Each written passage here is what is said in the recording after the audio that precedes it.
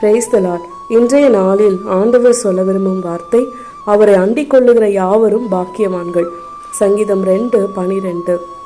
அன்பான தேவனுடைய பிள்ளைகளே, நம்ம எதுக்காக ரொம்ப வருத்தப்படுவோம்? நம்ம குடும்பத்தினர்கள் நம்ம கிட்ட பேசலைன்னா, நமக்கு ஏதாவது ஒரு கஷ்டம் வரும்பொழுது, தேவைகள் இருக்கும் பொழுது யாருமே உதவி செய்ய வரலன்னா, நம்ம நிறைய பேருக்கு செஞ்சோமே, நமக்குன்னு ஒரு தேவை வரும்போது யாருமே வரலையேன்னு சொல்லி அதிகமாக கவலைப்படுவோம். நமக்கு உறவுகள் இருக்கிறதுனால தானே நம்ம அதை பற்றி ரொம்ப கவலைப்பட்டுட்ருக்கோம். சுற்றி இருக்கிற நிறைய பேரை பார்த்திங்கன்னா, நிறைய இடத்துல அனாதை ஆசிரமங்களும் முதியோர் இல்லங்களும் கைவிடப்பட்ட நிலைமையில் இருக்கிறவங்களும் வாழ்ந்து கொண்டிருக்காங்கங்க. அவங்க இதை பற்றிலாம் கவலைப்பட்டுட்டு இருந்தாங்கன்னு வச்சுக்கோங்களேன், வாழ்க்கையில் சந்தோஷம் நிம்மதி எதுவுமே இருக்காதுங்க. நிலையான அன்பும் நிரந்தரமான உறவும் நமக்கு இயேசு கிறிஸ்து மட்டும்தான். அவரை நம்ம அண்டிக் கொண்டு ஆண்டவருக்காக நம்ம வைராக்கியமாய் வாழும் பொழுது நாம் ஒவ்வொருவரும் பாக்கியவதிகளாக இருக்கிறோங்க.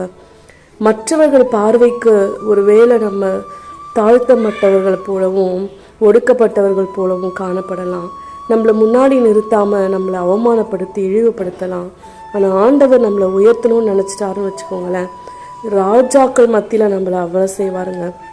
எனவே இன்றைக்கும் ஆலயத்திற்கு போய், ஆண்டவரே நீங்கள் தான் எல்லான்னு சொல்லி அவரிடத்துல சரணடைஞ்சிருங்க.